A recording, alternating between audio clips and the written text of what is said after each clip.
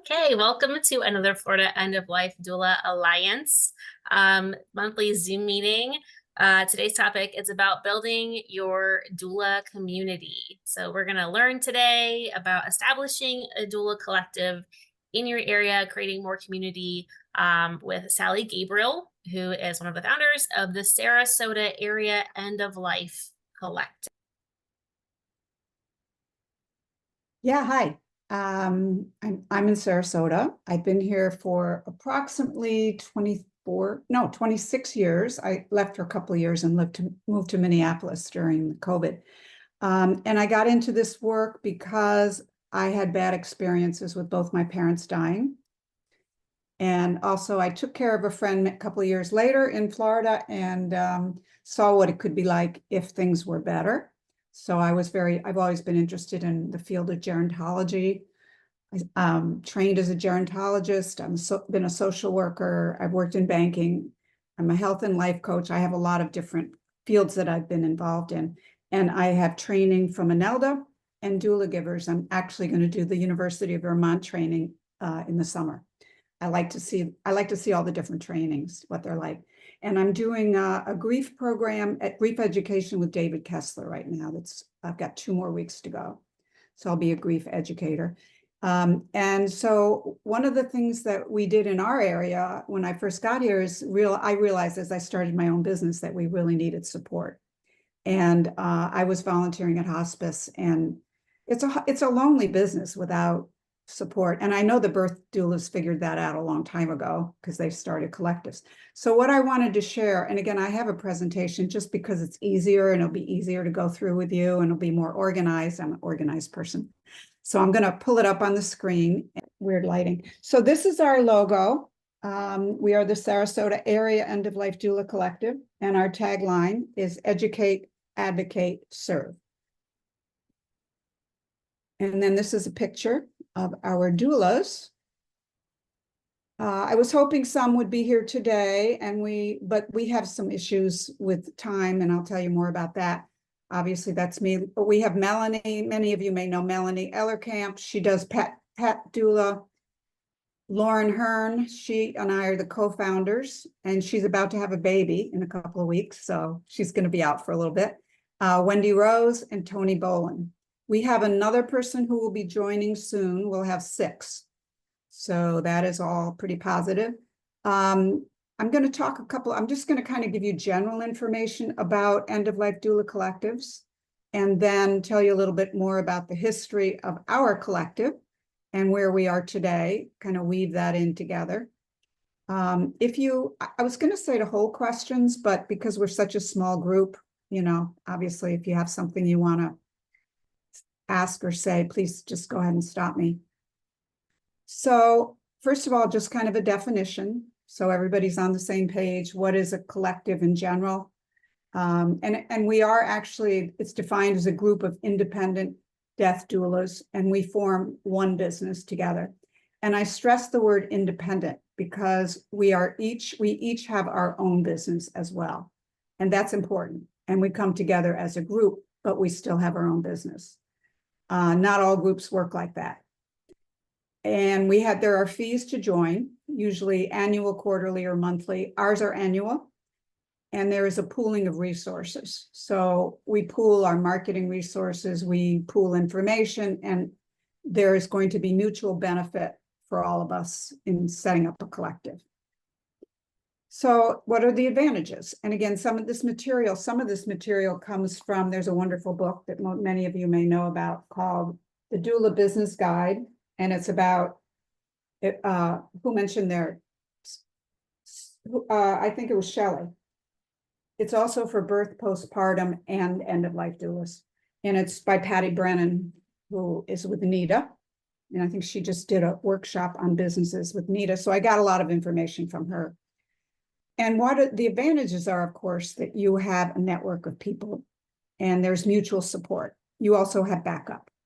And that's really important. In the kind of work we do, we definitely need backup. I just had a vigil that I completed. It was 8 days. And I was exhausted because I had no backup. And this was through Tidewell. So that's our hospice. we definitely have to back each other up when it comes to vigils and other things as well. You can establish group goals and values so that you all hold the same values. You're going to come up with mission and vision. And what happens in a collective is you can specialize. If we're working independently, I think there's a lot of pressure on us to know everything. We can't. So if we have doulas, a group of doulas, somebody specializes in grief, like you said, Shanti, you specialize in grief, somebody else specializes in vigils, and so it's going to allow for that. We also maintain our independence, very important. A lot of us are used to having our own business. I know I am. I've had two businesses for a while, but we also can work as a team. So we've got the best of both worlds. Each member has equal status, and there is minimal business regulation. Again, depending where we live, of course, we're in Florida, it's minimal. Disadvantages, and there are some. One is the loose business structure. So what that does mean often is that let's say you have 5 people in the group, there's going to be 1 or 2 who are going to take on most of the responsibility, either because they have more time or they just are more motivated. And because people have to keep it moving. Otherwise it falls apart. And it's not going to be equal. And sometimes we have issues, and not so much but people have issues with members not contributing equally. So those are things that need to be looked at and talked about. Again, all of these disadvantages just need to be acknowledged. There are scheduling challenges, and today is a good one. I was hoping to have at least 1 or 2 other doulas. Out of 5 of us, only I was the only one that could make it. Scheduling problems. Slower decision-making. If you've had your own business, you're used to making your own decisions. So when it comes time for decisions in a collective, first of all, you decide how you want to make decisions, but very often it's consensus. So that means all of you need to get in on the decision-making, and sometimes that can take time. You also can have relationship issues. Always in any group, somebody doesn't like somebody. Our collective actually started out with 7, and one of them dropped out for health reasons, and the other one dropped out for personality reasons. So that tells you all you need to know. Group reputation is on the line. Again, if somebody goes out there and does a poor job, it reflects on the whole group. So these, again, are some of the disadvantages. And then we have, okay, so just so you know, there are, of course, I don't want to say lots, there are collectives out there today around the country. I just looked in our country. Some of them are not exactly collectives, like you see the word alliance or you see the word collaborative.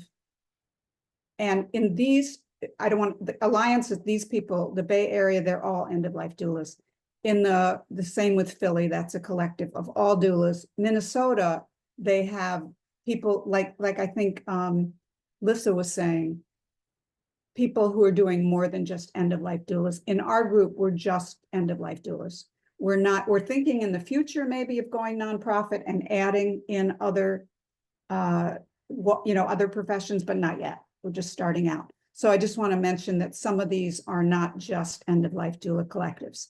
I contacted these first 3, and some of the others contacted others just to get information about how they're doing it, how they established it. The one that was most helpful were the people from the Bay Area, and that's Diane Button, if anybody knows Diane Button. She's written a couple books, and I spoke with her and her co-founder. One of the things they said that was so helpful, they started their collective in 2015, and it's taken them now they're almost 10 years in, it's taken them many years to really get established. Take it slow. They said, you will not get established for quite a while because people don't know what we do. And honestly, that was really good advice because some of us are like, we're in a hurry. And we have learned to take it slowly. And we're finding people don't know what we do. So Philly people, when I contacted one of the doulas there, she said, well, I can't really help you because we're feeling our way along. So that's kind of where it is. Minnesota people have been around longer and they're not a collective, so that they weren't really a good example. But I do have connections with Connecticut. I have some other connections. Some of these are very small. Connecticut's small, Midwest is small. And that's how we started, was doing research. So just some examples, how to set up a collective. Because I know some of you are interested in, and there's some great cities, in Florida where a collective would be, I think, a natural thing. Tampa, right? Miami, Orlando, some of the areas like you mentioned, Pinellas County. But first you got to start with people who are motivated. So you need at least one, or maybe luckily if you have two, that's even better. If you had a couple of people who were motivated and wanted to start the collective, because you're going to need that. You need a couple of organized people, just people that are passionate about this kind of work. And so in our example, I met Lauren Hearn. I actually met her through this group. I think Lynn connected us because we were both in Sarasota area. And we met for coffee. And Lynn and I have at least a 40-year age difference. I'm quite older. And so what was so interesting is we both have passion for this type of work. And she comes from the medical field. And I come from the banking, the business, the psychological, all of that coaching field. So we're very good. We're a good mix. And we were able to start a group. And we started a group basically just to meet of all the doulas in our area. And we did that. I went to all the directories, every directory I could find. And NALDA has a great directory. Doula Givers has a directory. Most of the programs, Vermont has a directory. You go to the end-of-life doula programs and find their directories. And eventually we'll have a directory.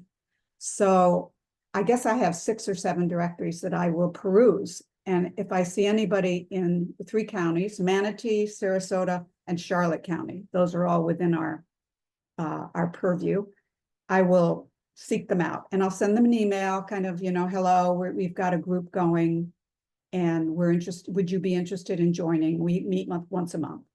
And so we brought in about 14 people who are practicing in those areas. And we met as a group. So you get together with prospective members and you gauge interest. And all along, Lauren and I had in our mind that we wanted to form a collective. But again, we were just trying to get people together. So we had a fairly structured agenda. And we also, because it was getting so large, we developed a steering committee. And a steering committee is just a small group, as many of you may know this, just a small group of people. In our case, it was 4 out of the 14. And we would meet on a bi-weekly basis to sort of map out where we were going and make some decisions, but bring them then into the larger group. And we decided in the steering committee that we wanted to create a collective. We also needed to develop criteria. So what are the membership criteria for coming into an end-of-life doula collective? And the steering committee came up with that. And so what we did, again, our committee was 4 people. If you have more than 4 in a steering committee, it gets very unmanageable because, it needs to be, as you need to have agreement. We established the criteria for membership and we sent out membership applications to all 14 people. And then we accepted members. And again, the application is very simple. It was just, however you want to design it. What are your interests? Why do you want to join? I'll give you more information about that in a little while. And as it turned out, we got out of the 14 people, we ended up with 7. And 2, as I mentioned, 2 of them are not there now, and we will have 6. And to me, that's a perfect number for a startup group. Any more than that could be unmanageable. So I'm happy with the size. So let's just say you've decided to form a collective. Now what do you do? And when I was putting this together, I was thinking, God, there's so many decisions you have to make, when you form a group. As Shanti, because you guys have done the Florida End-of-Life Doula Alliance. There are just so many decisions. So I'm just going to sort of lay out the decisions and I'll talk a little more about some of them in detail. First is you got to decide, how are you going to make decisions in the group? Is it going to be majority rules? Is it going to be 100% consensus? Is it going to be steering committee? How are you going to do it? And so we discussed that, and we decided in the collective right now, we all want to have agreement. In the larger group, we were looking for majority. But now that we have the collective, it needs to be consensus. So that could be a problem going forward, and we'll keep examining that. How often do you want to meet, and where do you want to meet? We, as a large group, we met on Zoom, and that's the most manageable because, again, our geographical area is very large.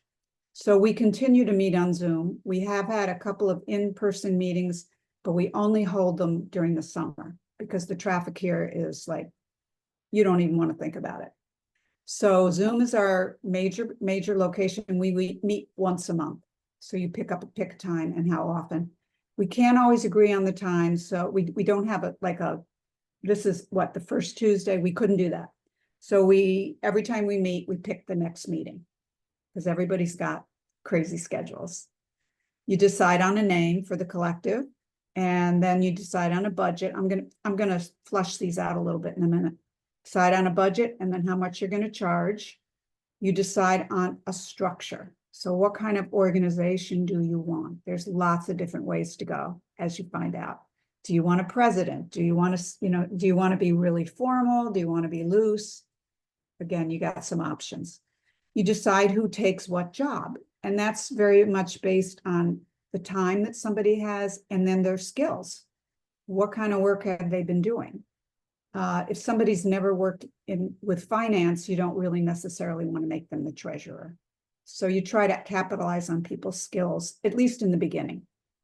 You decide on group values, vision, and mission statements, and the goals. And this comes a little bit later because we had to do some team building before we got to this point. As you all know, mission and vision statements take time, a lot of time, and a lot of iterations, and we finally have them now. And we've been working at this, by the way. Lauren and I met for the first time in April of 23, and it's now June of 2024. So, it's not something that went like that. You decide on your membership criteria going forward, like how are you going to bring people in? How many do you want?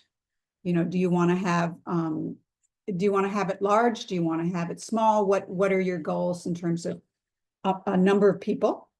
And then you're going to work on policies and procedures. And that's an ongoing process. We haven't done all of that. And then you decide when you're going to launch your website. We had some interesting issues with the website because there were people in the group who wanted to launch the website immediately. And we didn't really want to, I didn't want to do that. Lauren didn't want to do that because we really heard from others who had done their collectives. Until you have your ducks in a row, do not launch your website because you could drive, you're going to drive traffic to it. But if you're not ready to handle what's coming in, you don't put your best foot forward. So bottom line is we have not launched our website yet. We're getting ready to, but we've had to do a lot of backup work before we do the website. So I just want to go to the picking a name. How do you pick a name for a collective? This is how we did it. We wanted to find something that was easy to locate online. And we had some people who wanted, Suncoast, and some very lovely, flowy, flowery names, but I don't think they would have found us. So we just did the simplest Sarasota area, because we're not just Sarasota, End of Life Doula Collective. That's it. It's long, but it is descriptive, and we picked that intentionally. We also chose not to call ourselves death doulas. Some of the other groups call themselves death doulas. I had the feeling in Florida that word, even though we've got so many elderly here and people who are in the death category, they don't like the word death. So we are end of life doulas.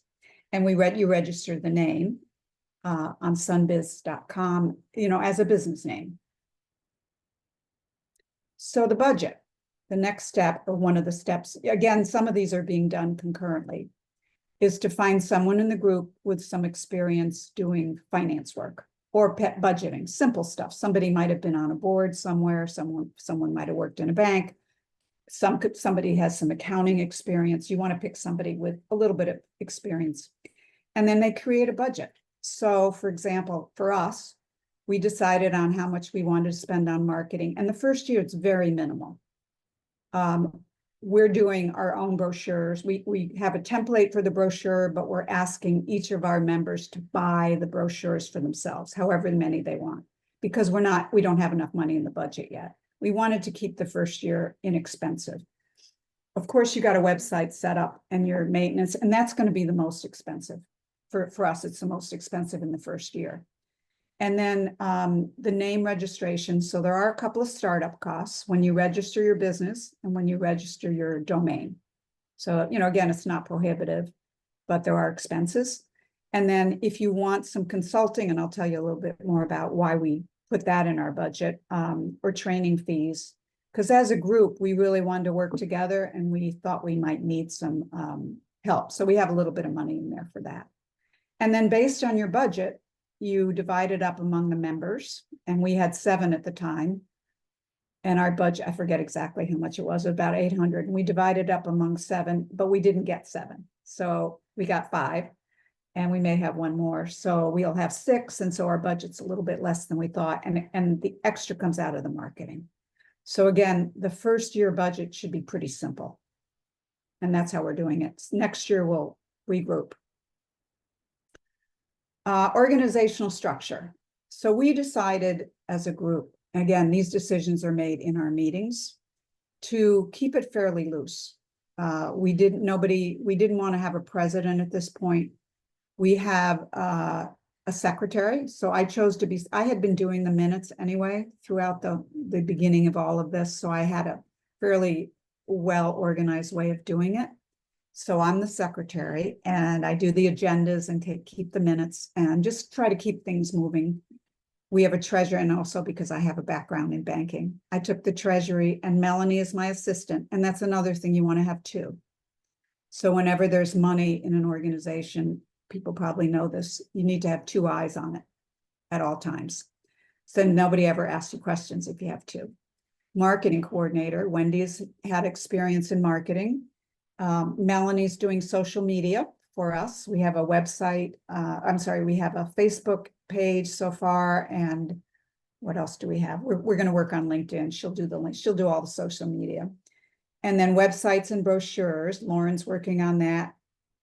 There are 2 of us that are contact people. And so when the website's up, we'll be doing a lot of the initial contact. If somebody wants to do something educational, they might contact one of us. And then meeting facilitation. So we decided to rotate that because, again, we don't want one person doing just running the meetings. Every 3 months, we change the meeting rotation. And education and outreach, everybody does that. So we can, any of us can find a location to talk. Again, it's a little unstructured right now, but we'll as time goes on, we will formalize some of these processes. One of the first things we did was we wanted to do some team building. And I think this is important when you have a group of people who are working closely together, is how to get to know each other. And how do you want to do that? We were lucky enough I was able to find someone in our group, and some of you may know her. I know, Shanti, you do. Lisa Patterson, who lives in Englewood, which is in Charlotte County. And she's not working as a doula anymore, but she has a lot of experience in the administration. She was on the board of NIDA. I think she was involved originally in this Florida group. I mean, she's done a lot of things. She's not well right now, but she was willing to help us and be our consultant for a period of maybe 6 months. And she got us going. The other alternative, if you don't have a consultant, is to use SCORE. I don't know how many people have heard of SCORE. It's actually a federal government program through the Small Business Administration for people who are in the business world, and they offer their services as mentors. So I got a SCORE mentor for my own business, and she was willing to help mentor us through me for the collective. And that's really, it's a free service available to any of us. So we had Lisa as our consultant, and we did team building. And we had two separate sessions. One was 2 hours, and then the second was 3 hours. And these were the questions. I wrote some questions down here that she asked us to think about, and then we discussed them in our groups. So the first was, what are your three most important values? Because again, we wanted to find what are the values for the collective. We want to have a set of values, because the values are going to drive the mission, vision, and everything that we do as a group. What do you want to contribute? We wanted to know from each of us, what do you think you want to contribute to the collective? And so then, each person, when we went around the table, when we were on Zoom, the first meeting, when we went around the Zoom screen, people shared what they felt they wanted to contribute. And then, I kept careful notes, so I've got all that documented. What are 3 to 5 of your personal strengths? Because we want to know what you feel strongly that you can do well. And then we also want to know what you feel you have areas where you have challenges, where you don't do things so well. So again, this is a way we get to know each other's strengths, each other's weaknesses. And people were very open and honest. And this was a great way for us to come together. And what would you like to contribute to the collective? So I already said that, didn't I? What do you want to contribute? Sorry, that's a repeat. The second team building meeting was more about the collective. How do we want to do these things as a group? And we came up with that, and I'll share that with you in a minute, to come up with our values, our mission, vision as a group. And these are all things that are important to do before you even think about doing a website, because they're going to go on your website. That's why, the first time people think, oh, I got to do a website right away. No, you really want to have all your ducks in a row, like I said. And so our top 5 values turned out to be, and again, this was, we debated about compassion versus love, and we ended up with both. So love, compassion, advocacy, because we advocate for our clients and our profession, professionalism. One of our goals, and I think many of us in this field want to see us as professionals. Unfortunately, the hospice here doesn't pay us. We are volunteers, and I've asked them 100 times that I've told them we need to get paid. You would get much better service from us if we were paid. No, we don't have the budget, but in our own hearts, we want to be seen as professionals. So that's a value for us. Service, obviously service, community service, and education, and then holistic. Those were our 5 top values.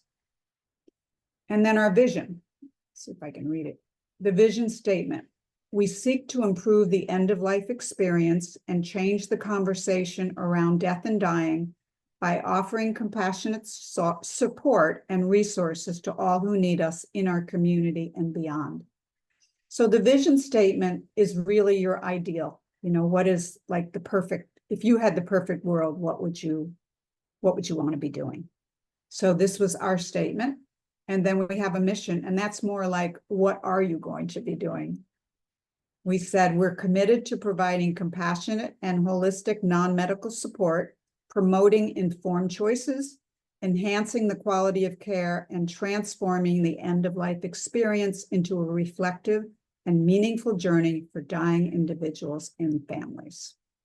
So that's our latest statement. Again, a lot of times these things get honed. We're not 100% there yet. And then we have some goals. So if any of us speak to the community, we tell them what our goals are, because they're kind of like, well, what does a collective do? And so our goals are to educate the community about how death doulas can enhance the end-of-life experience. And somebody else mentioned this, I think, Lissa, you said, fill in the gaps in care. There's so many gaps in care at the end of life. And we like to think that we fill in many of those gaps. We want to bring workshops and open conversations related to death and dying to the community. We want to teach people how to prepare for the final chapter. Again, we're in Florida. So we really have a lot of work to do, especially my county, Sarasota, Manatee County. We have some of the oldest people in the county here. So we really have a lot of work to do. We want to provide end-of-life doula services to as many people as we can within the community. And we want to mentor and support each other. That's a really important part of being a collective, is helping each other out. And we haven't figured out how we're doing that yet. This is all ongoing. We'll figure these things out. Membership criteria. So these are the ones we used for our collective. And, each collective will decide how to do it differently. But we wanted to make, again, because professionalism is one of our values, we want people to have gone through an end-of-life doula training program specifically and be certified. And when I say certified, it just means that they have a certification of completion. Because now I found out ANELDA has a very different type of certification that's much more extensive. So as long as somebody has finished a program and gotten a certification that they completed it, they would be eligible to join. And then have some experience working at the bedside. So we're asking people who don't have experience to work at hospice, to train at hospice as an end-of-life doula. And or at this point, I have enough experience I can mentor. And I think we have one other person who has enough experience to mentor. So we might be able to do it on our own, but we are asking people right now to go to a hospice. We want to make sure that you have an independent business and that you have liability insurance. I think all of us, I was told early on to make sure I had liability insurance for my business. Be willing to charge.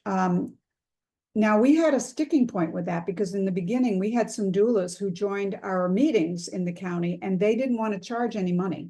They were doing doula services for free. And we had some debate about that, but in the end, they decided not to join because again, those of us who are in the collective, we want to be treated as professionals and we want to be paid for our services. That's important. We will have a sliding scale and we have to work all the details out about how we'll pay.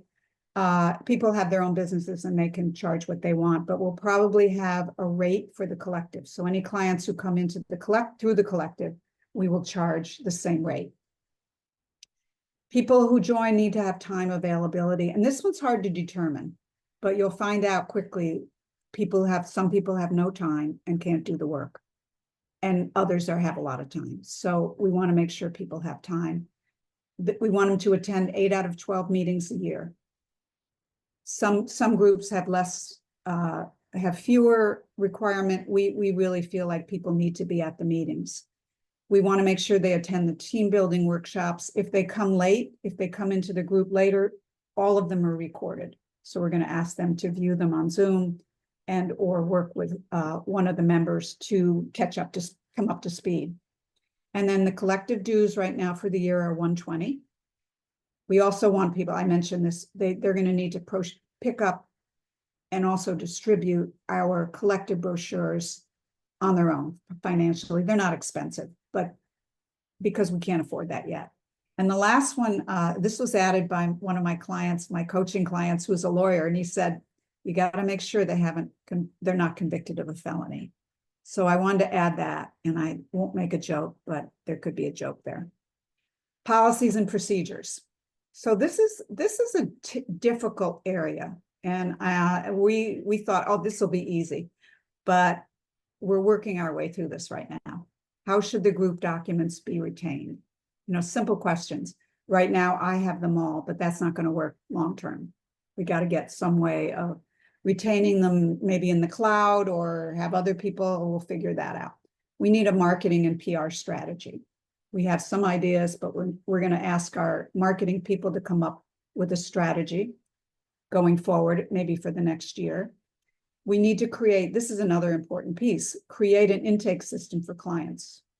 So when I spoke to the people out in California, San Francisco, they have a very well established intake system. They get inquiries, and then there's an intake coordinator. We don't have that yet, but we will have to figure out how to do that. And that's probably that's on our agenda coming up. So once the website goes live, we have to know how to handle the intake for clients. And who gets the clients? How are we going to assign clients? What is the priority? Is it geography? Is it specialty? We're going to have to work all that out. Standardized paperwork, contracts, and billing. The collective could have its own paperwork, or we could decide to have each person with their own business have paperwork. Again, we're not sure. Accounting system, tax and legal compliance. These are all things, again, we don't have any of those issues right now, but we may need them going forward. And the possibility of group insurance. We were informed that we might be able to, after we've been around for a little while, get a liability policy for our entire group that would be less expensive than individuals. And then our website launch, that's going to be our next step. So we're hoping to launch, Lauren and I are working on the website now. And again, we have to work out before it goes live, as I just mentioned to you, the intake process. But we are going to be called the Sarasota EndofLifeDoulas.com. That's going to be our website. And we're going to have we're going to put together a very simple website in the beginning. And we're asking people just to do little bios with a picture. We have a picture of our group. It's just going to be very basic landing page, some bios, what services we all offer, contact sheet and a blog. And eventually we'll add events and all of that as well. But start simple. And then this is contact information for me, because if any of you are really interested in setting up a collective, I'd be happy to help coach you, or any of our doulas who have been involved in the steering committee. We have Lauren and Melanie have been involved from the beginning. We could give you some help, because it really sounds like it's a simple thing to do, but it isn't. When I put this together, I thought, oh my God, there's a lot involved in setting up a collective. And, we're only part of the way through. So if we can be of any help to you, please contact me. So now I'll stop sharing and open the floor for questions. Anybody have any questions? Hi, Erin. Erin's from Sarasota also.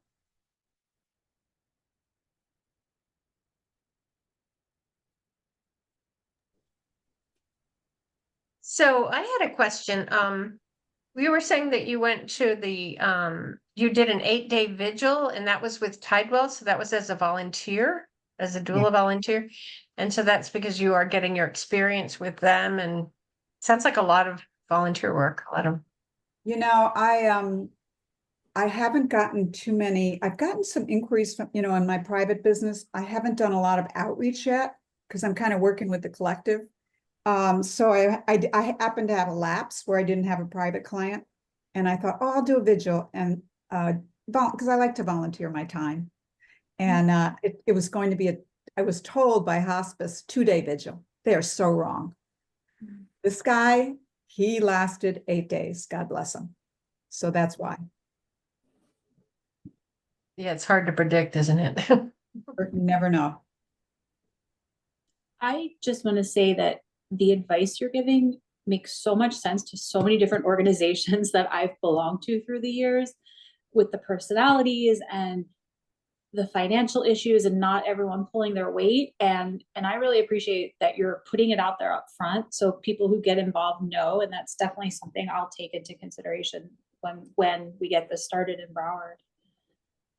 I really appreciate that. And we did discuss during the team building meetings, we did have a little section about conflict resolution, because before we actually went into the collective, we had some conflict.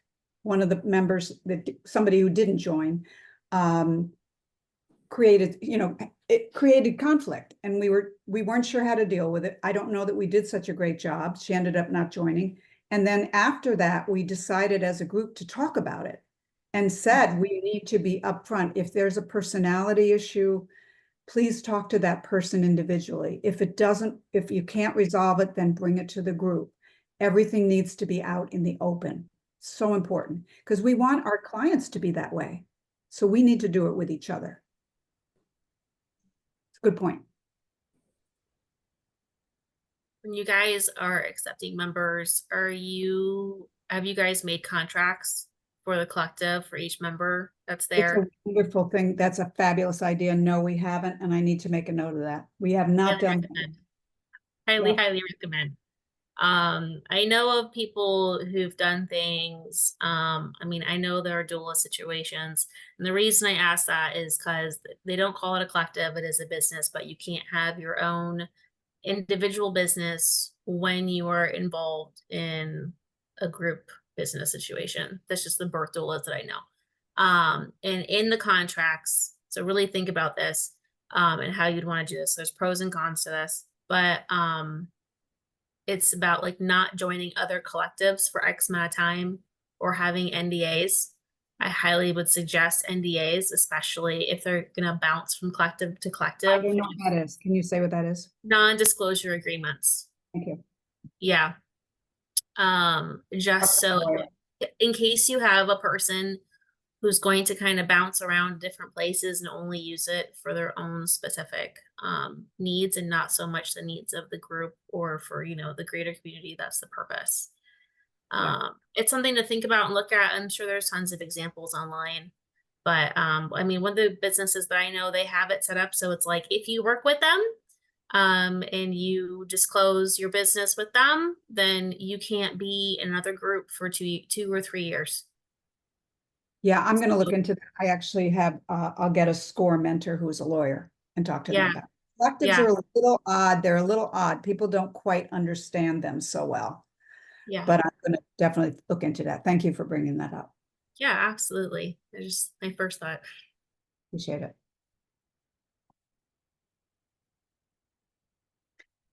So anybody have any ideas? Lisa, did you hear anything that might help you in putting together a collective or some sort of alliance for your area? I apologize. I actually had to step away for a couple of minutes in the middle. And so because we're definitely charging for the work that we do. We're doing this as a business.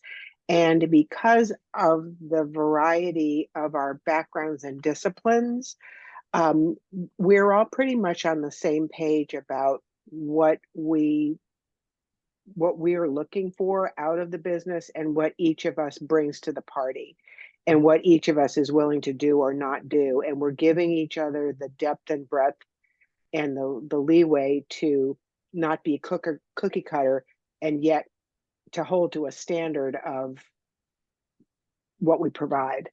So at the moment, I don't think we're feeling like we want to be part of a collective because we're still just trying to get our feet under us for what we're doing.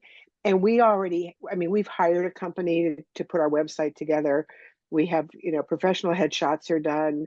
We have a person who's going to be handling all our social media. We have we hired an accountant that's handling all of our tax stuff. And so we're not trying to cobble for ourselves pieces of that together just because we don't have the bandwidth nor the desire to do it. So that's kind of where we are. So the collective idea I love, but it feels a little overwhelming to me at the moment. I get it. I get it. We didn't have the budget to do that, or we certainly would have hired. But we also, some of us know how to do some of the work, so we feel like we need to do that too, right? Thank you. Who else said they were looking at the idea of a collective? Anybody else? Shanti, were you thinking about that in Gainesville? Because you have a bunch of doulas up there. No? No, I mean, I've been so busy working on the Alliance and my own business. And I honestly am not in contact with a lot of doulas that are here. I mean, that's kind of ironic in a way, but William's here in Gainesville and he and I are on the association together, but he's also very busy with his Funeral Directors Association and it's just no. And it's interesting when you talk about how when we're in business for ourselves, we're used to making our own decisions and I'm working on branching out, but not that far out. I don't know. It's just I applaud you for putting the trust in a group like that and doing it in a business way. It's actually astonishing to me. And it makes me question my own rugged individualism, and so it's a stretch, you know what I mean? And I think it's amazing that you're doing it because to be in business with a number of people, it's just can be a really bumpy road. And so I'm just really in awe hearing what you had to say. And I love that we recorded this because we can, anyone who's trying to do a collective, we could certainly share it with them. And I have slides if anybody needs them. Yeah. And I think as far as I know, we are the first end-of-life doula collective in the state of Florida. Yeah, and we are the first statewide organization in the country that I know of. So we have some amazing seeds that we're Great. planting here. This history is being made, and it's quite exciting. It's quite beautiful. I love that. Yeah. I just think, oh, sorry. Go right ahead, Lisa. I just have a question, Shanti. So, in terms of the shift for the Alliance to a not-for-profit, so when will you be prepared to share information about how we can join the Alliance and what you're looking for money for that? Because Yeah. I know our four would be right on board with supporting that, but we need a number. Yeah. So. Yeah. Well, what we've discussed is, well, Shelley, you can correct me. Shelley's on the board as well. Shelley can answer questions about the website and the directory because she's been working on that. We've looked at just $50. That's what Nita does, per person, just 50 for starting out. And that would be for the first year, and it might go up or it might not. I mean, we want numbers, so if a lot give a little, it's better than a few giving a lot, just to encourage people to join. So that's what we're looking at right now is $50 for the year. And so And it just would to have put it out, Mhm.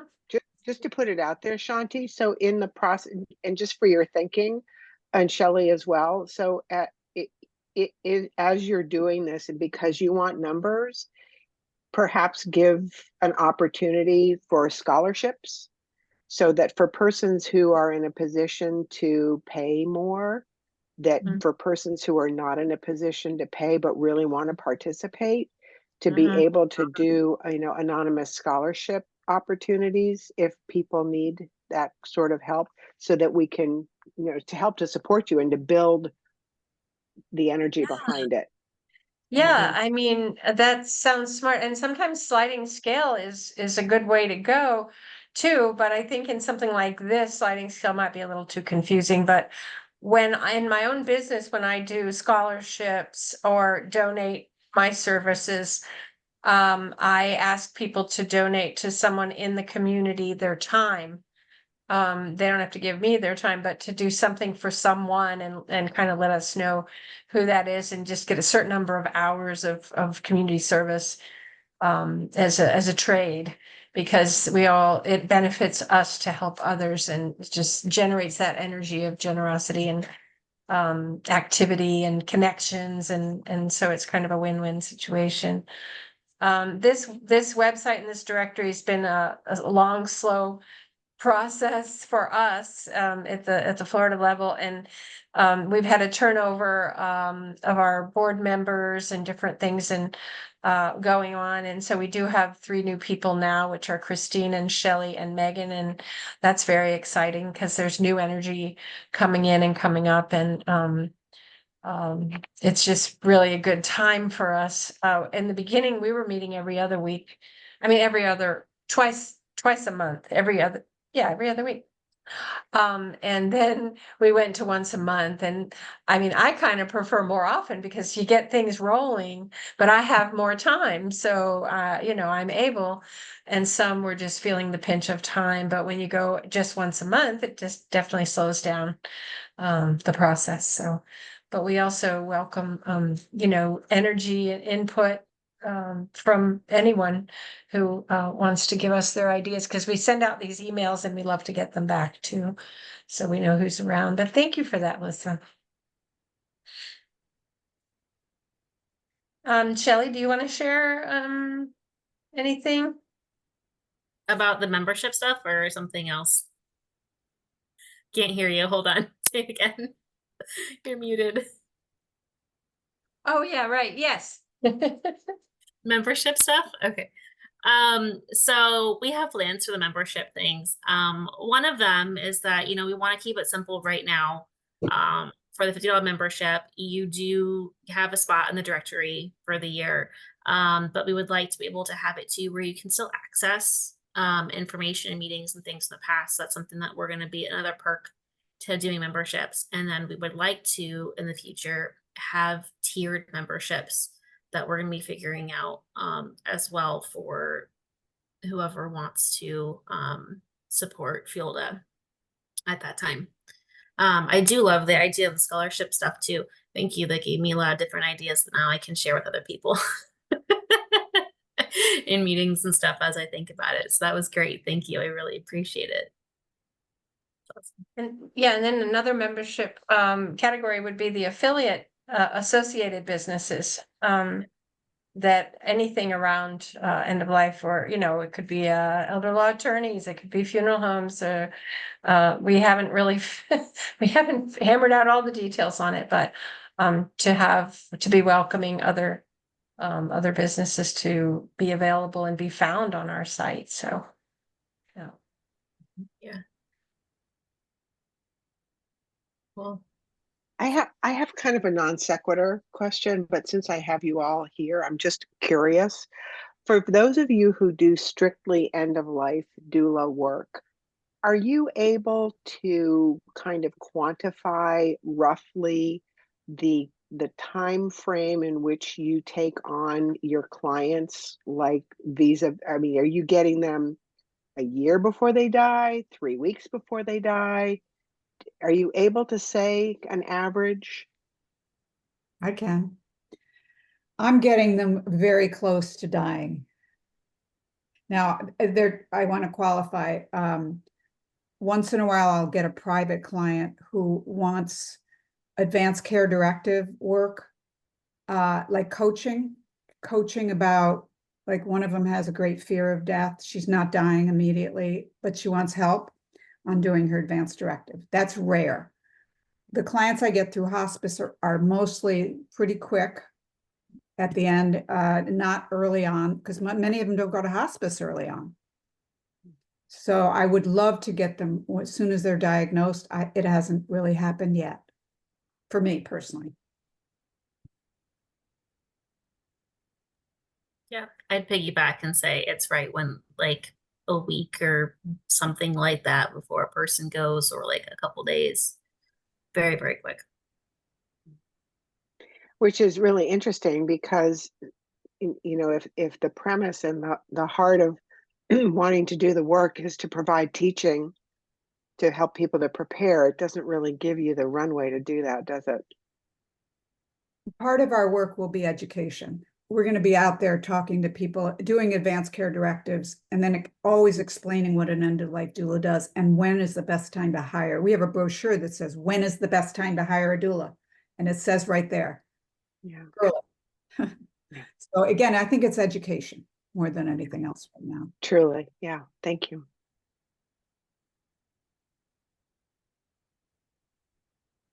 $6:30. yeah, I think that's great. Are there any other last questions or comments? I'm just so moved by this. I think this is going to be tremendously important for people to view, and just so glad we did this at this time. Our recorded meetings are part of our perks for our website, and encouragement for people to come and join and have access to our educational stuff. It's our currency, I guess you could say. So people say, oh, can I just see the recording? And I'm like, well, we're kind of holding those close to home, and we will make them available to members. But if there's someone particularly who needs to see it, outside of that box, that's fine. We appreciate it. And of course, Sally, I'll get a copy to you as soon as it's ready. Yeah. So Shelley, you want to close us out? Yeah, Yeah. I want to thank you all for being available and for listening. And I'm happy to help anybody, any areas.